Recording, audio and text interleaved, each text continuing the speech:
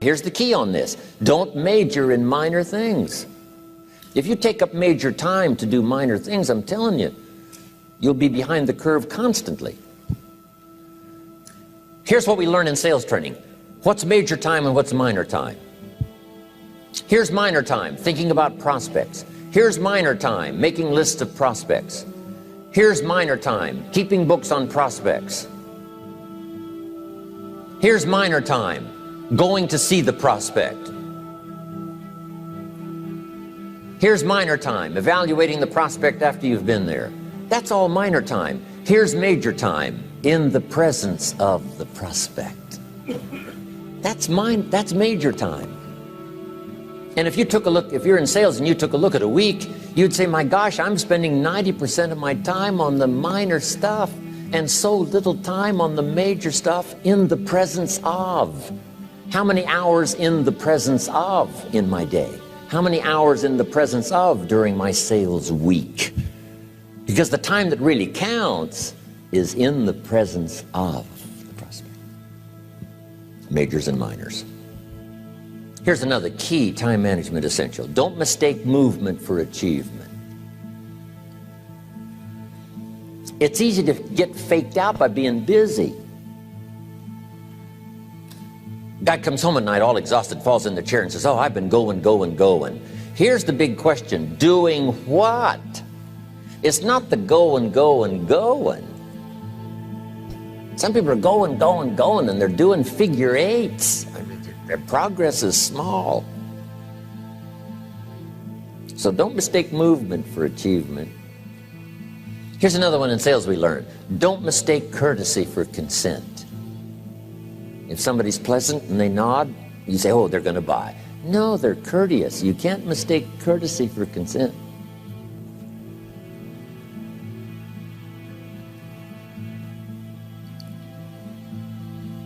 Now here's a big one, concentration. I had to learn this. All those years ago, I'm in the shower trying to compose a letter. Found it turns out to be a strange letter.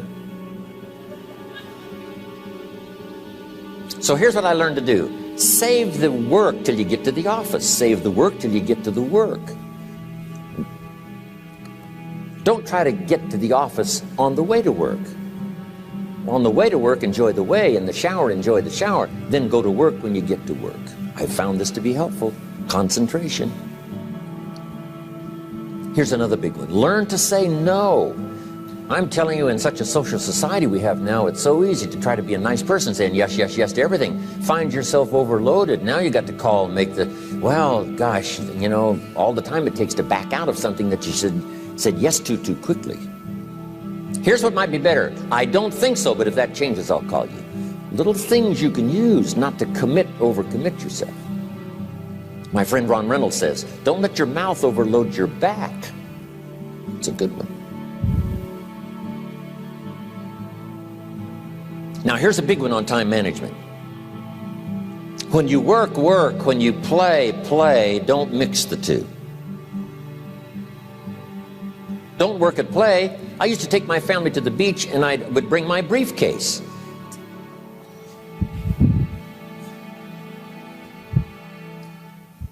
I learned not to do that. Or at the beach, I'm saying I should be at the office. Now my family's upset. Because I'm at the beach and I'm thinking office. Now when I'm at the office, I'm thinking what? I got to get my family to the beach. So things are not going too well at the office because I'm thinking beach, and things are not going too well at the beach because I'm thinking office. Here's what I learned to do. At the beach, be at the beach. At the office, be at the office. When you work. When you play. Don't mix the two. Don't work at play. Now here's one of the most important ones. Don't play at work. Work is too serious. You don't want the reputation of being the office joker. It's not a good one. Yes, there's time for some pleasant stories. Yes, there's time for a little humor. Yes, best if it's a happy office, of course. But I'm telling you, you got to be serious about work, because you're parting with a piece of your life for the work you do. Your work costs you a piece of your life. Here's what it's called. Serious business. Not grim, not unhappy, but serious. Key. Don't play at work. The old expression, I don't think we use it anymore, horse around at the office. Play around, play jokes, play tricks. No place, not at the workplace. At the beach, yes. At the bar, yes. Somewhere else, not work. You got to treat work with all due conservative passion, because it's leading you to your future. Here's another key phrase: all work is good. You may not like your job, but if it's the stepping stones to get you to where you want to go, you got to appreciate your job. You don't have to have a passion for your job. Here's the ultimate passion: a passion for incredible success in every department of my life. That's the passion. But don't look down on some menial job you have to do to finally get you to where you want to go. No job is menial. No job is not, every job is noble. Training life for pay, making a contribution to society. Next, analyze how you are. And if you have some weaknesses, if you can't, doesn't seem like you can change, here's the key: get it covered. I used to keep promising myself I'd keep the books, keep the books, keep the books. Finally, I gave that up. And back then, it only took me an extra $50, $60 a month for some accountant to keep the books.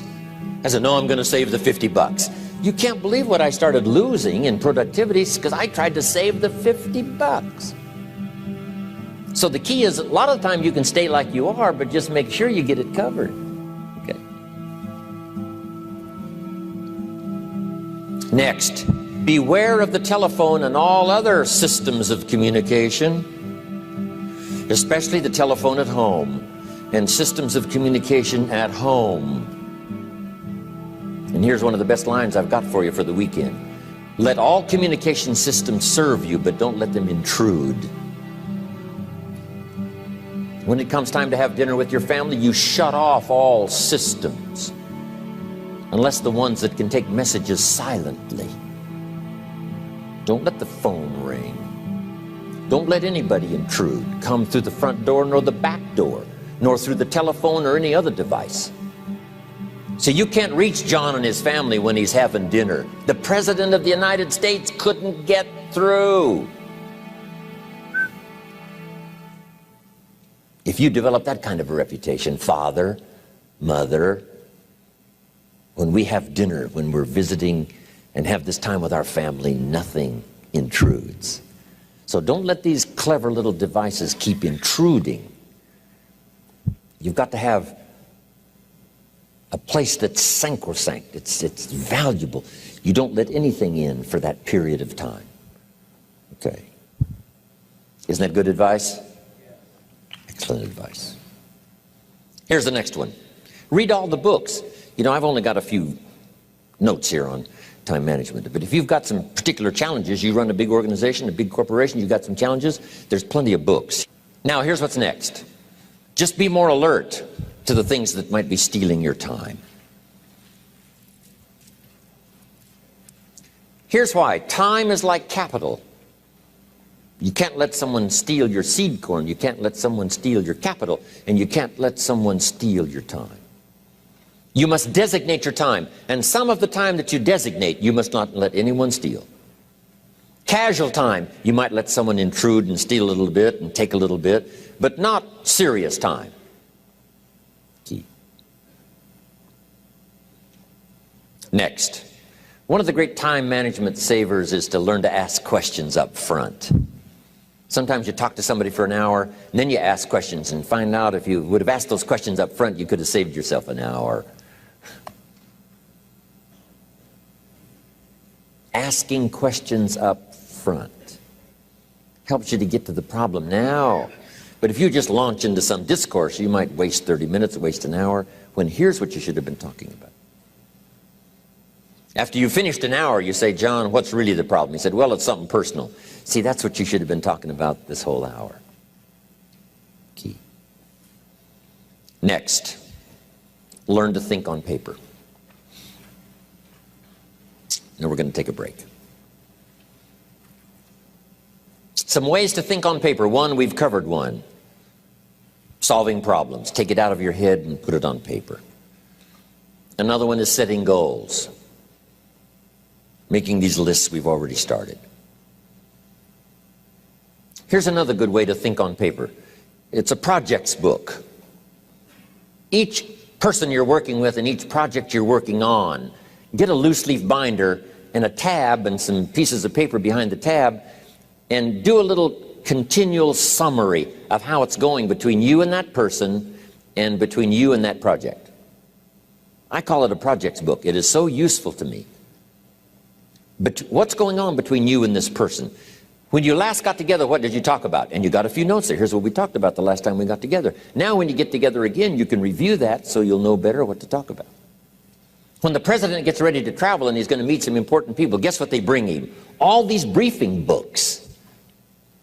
Right? The last time you were with Khrushchev, Kennedy is informed. Here's what he said and here's what you said. Kennedy said, oh, that's valuable. I need to remember that. If a person is important, it's worth a little running account. You might even have a projects book for your children. Here's what's happening between me and my child. We've talked about this, and we've talked about this, and we've talked about this. Next, a day timer. Keeping track of all of your appointments. You know, mine is all filled with, you know, when to catch an airplane and when to do a seminar and when to sit down and have a conference, all the rest. Next is a game plan. You know, if you've got a house and the, insurance is going to come due and some other things are going to come due, you just put it on a spreadsheet and make sure it's taken care of. Key phrase, take things out of your head and put them on paper. And the key is to just experiment with different ways that helps you to do that. Now here's the last one, thinking on paper, and that's to keep a journal. One of the things I'm known for around the world, have been now for 39, 40 years, is keeping a journal. Now my journal is not a, it's not necessarily it's not like a diary. It might be part diary. I'm flying over Ireland and I write down a few little things that impress me. Today I met this person. Wow, what an extraordinary event. Today I conducted this seminar in Rome. 1,000 people stood up and sang for me. I've got a little bit of a diary in there. But here's what primarily your journal is for. Collecting good ideas. A journal is to collect good ideas on your health, good ideas for your business, good ideas for your future, good ideas for time management. Because I used to take notes on pieces of paper and torn off corners and backs of old envelopes and restaurant placemats. And I threw all this stuff in a drawer. It did not serve me well. I finally learned to get a bound copy, right? And just keep a journal, right? If I was here, I had my journal, I'd be taking notes, right? These 2 days in my journal. Now, if you're caught without your journal, you just take the notes. When you get back home, you put those notes in your journal, throw the paper away. Because we don't usually go through paper to review. But see, my journals now make up a significant part of my own library. My journal's all reserved privately for my children and my grandchildren. Can you imagine what I've collected over the years? It's unbelievable. There are 3 treasures to leave behind. I think you've already got those notes, right? Here they are. Number 1, your pictures. Don't leave the event unrecorded. It takes only a fraction of a second to say, here's who I was with. When I travel the world, right? We take all these pictures, and here's one of the gifts. People send me the pictures they took of me and them. It's part of the treasures I have on the farm. Incredible. A picture's worth 1,000 words to describe the scene, the emotion, what happened. Say, wow, this was an extraordinary day for me when I met these people. Here's what they told me happened to them when they went to my seminar 10 years ago.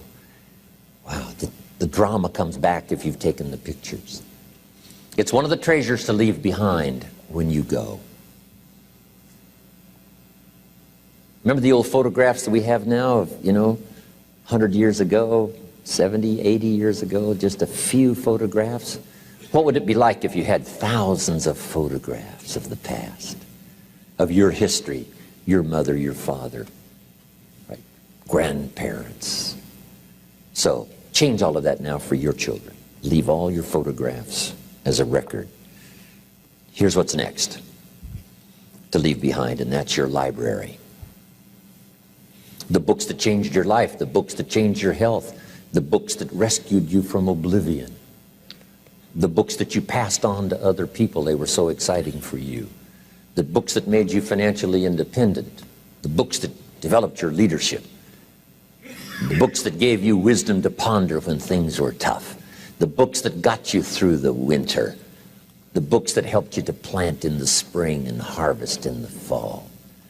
What a treasure to leave behind. If you do that, here's what's for sure. Your books will be more valuable than your furniture.